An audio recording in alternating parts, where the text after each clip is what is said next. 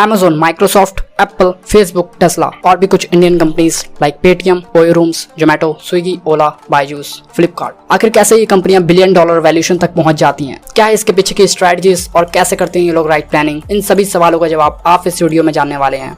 सो अगर आप एक बिजनेसमैन हैं या फिर अपने लाइफ में आगे चलकर बनना चाहते हैं और मे बी बिजनेस वर्ल्ड की नॉलेज को एब्सॉर्ब करने के लिए एक्साइटेड हैं, तो आपने बिल्कुल सही वीडियो पर क्लिक किया है। वेल दोस्तों, आज के वीडियो का टाइटल है how to write a billion dollar business plan. So guys, एक बिजनेस की शुरुआत करने से पहले आपके पास उसका बिजनेस प्लान होना बहुत जरूरी है। बहरहाल उसे सही ढंग से और सीक्वेंस में आपको लिखना भी आना चाहिए, क्योंकि एक बिजनेस की नींव उसकी राइट प्लानिंग से ही बनती है। इस प्लान में कई इंपॉर्टेंट स्टेप्स शामिल हैं और किस चीज की रिक्वायरमेंट कब और कहां होगी, यह सब आप इस वीडियो में जानने वाले हैं। तो चलिए बिना टाइम वेस्ट किए इस वीडियो को स्टार्ट करते हैं। मगर उससे पहले हमेशा की तरह नमस्कार दोस्तों, मेरा नाम है ऋषिकांत और आप देख रहे हैं थ्राइव चेंज, यानी चेस सक्सेस विद चेंज।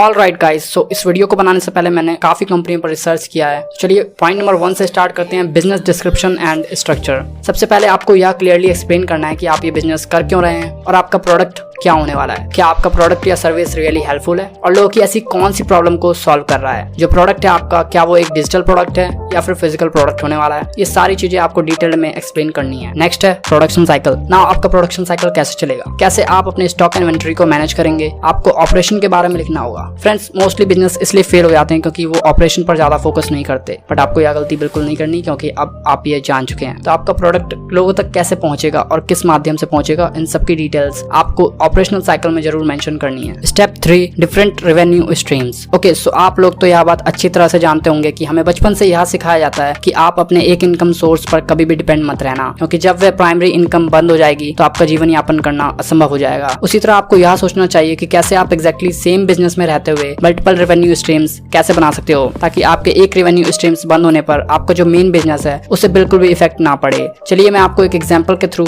समझाता हूँ। लेट्स से आपकी एक मैन्युफैक्चरिंग कंपनी है XYG, जो जूते यानी शूज बनाती है, और अभी फिलहाल आप 100 जूते मैन्युफैक्चर करते हो अपने खुद के ब्रांड के लिए, बट आप में क्षमता 200 जूते बनाने की है। आपके पास वो सारे इक्विपमेंट्स है जिससे आप पूरी तरह कॉन्फिडेंट हो कि मेरी 200 जूते बनाने की कैपेबिलिटीज है। तो यहाँ पर आप क्या कर सकते हो, यहाँ पर आप दूसरे ब्रांड्स के लिए भी जूते बना सकते हो। इससे आपके रेवेन्यू स्ट्रीम्स में बढ़ोतरी होगी और उस ब्रांड के साथ भी अच्छी नेटवर्किंग बिल्ड हो जाएगी। Step 4, revenue model and operating model. Firstly cost management. अब बात कर लेते हैं कि कैसे आप अपने मनी को मैनेज करेंगे। इसमें आपको यह प्रेडिक्ट करते हुए लिखना है कि आपके बिजनेस में टोटल कितने रुपए खर्च होने वाले हैं और क्या एग्जैक्ट अमाउंट ऑफ रुपीज की जरूरत पड़ने वाली है। लास्टली कैसे आप कैश बर्न रेट को कम करेंगे, यानी कौन सी ऐसी स्ट्रेटजीज या फिर फ्रेमवर्क्स का यूज करेंगे जिससे आपके एक्सपेंसेस जो है वो कम से कम हो सके। इसी में सेकंड पॉइंट है एफिशिएंसी मैनेजमेंट। कॉस्ट मैनेजमेंट के साथ साथ आपको एफिशिएंसी मैनेजमेंट भी जरूर आनी चाहिए, क्योंकि इससे आप अपने बिजनेस को लॉन्ग टर्म में सस्टेन कर पाएंगे। इसमें आपको कंप्लीटली डिटेल में लिखना है कि कैसे आप अपने प्रोडक्ट की क्वालिटी और क्वांटिटी को मेंटेन करेंगे। और हाँ दोस्तों, एक बात और, जितना ज्यादा हो सके सभी चीजों को कंप्लीटली डिटेल में लिखने की कोशिश करें।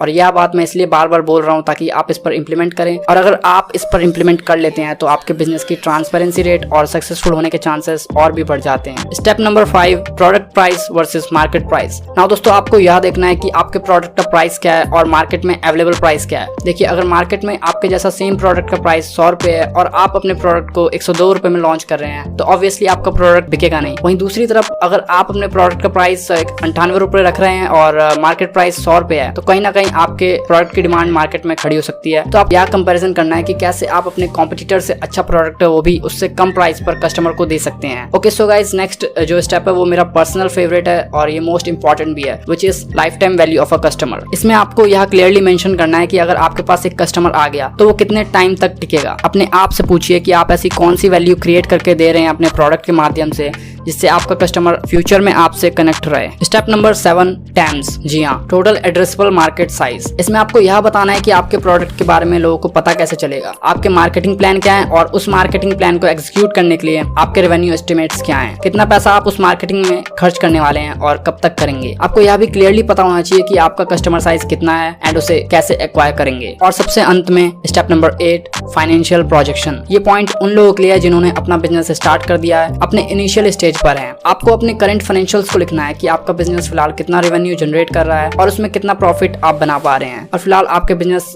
यूज के लिए क्या क्या इक्विपमेंट्स हैं, कौन कौन सी मशीनरी आपके पास है और कौन सी टेक्नोलॉजी का यूज कर रहे हैं आप, देन किस किस से आपने लोन ले रखा है। फाइनली आपको नेक्स्ट 3 इयर्स का प्रोजेक्शन करना है कि क्या प्रॉफिट और लॉस होने वाले हैं। इसकी बैलेंस शीट बनाइए और कैश फ्लो स्टेटमेंट तैयार करिए, यानी कितना कैश बिजनेस में आया और कितना गया। ओके, सो फाइनली गाइस, इन 8 स्टेप्स में मैंने आपको पूरा बिजनेस प्लान एक्सप्लेन कर दिया है। अब ये आपके ऊपर टोटली डिपेंड करता है कि आप इसे कैसे कस्टमाइज करके अपने बिजनेस के अकॉर्डिंग यूज करते हैं। और हाँ दोस्तों, एक बात और, इस वीडियो को बनाने में लिटरली बहुत ज्यादा मेहनत लगी है, तो अगर आपको यह वीडियो थोड़ी सी भी इन्फॉर्मेटिव लगी हो तो इस वीडियो को लाइक करें, अपने दोस्तों के साथ शेयर जरूर करें ऐसी और अमेजिंग वीडियोस देखने के लिए। चैनल को सब्सक्राइब करके बेल आइकन प्रेस जरूर कर लें। अब से हर हफ्ते एक लॉन्ग वीडियो जरूर आएगी और शॉर्ट वीडियोस का सिलसिला ऐसे ही जारी रहेगा। इस बिजनेस प्लान का प्रोटोटाइप अगर आपको चाहिए तो हमें इंस्टाग्राम पर फॉलो करें, वहाँ DM करें। फिलहाल दोस्तों वीडियो में इतना ही, मैं मिलता हूँ आपसे एक नई वीडियो के साथ, तब तक के लिए देखते रहिए थ्राइव चेंज।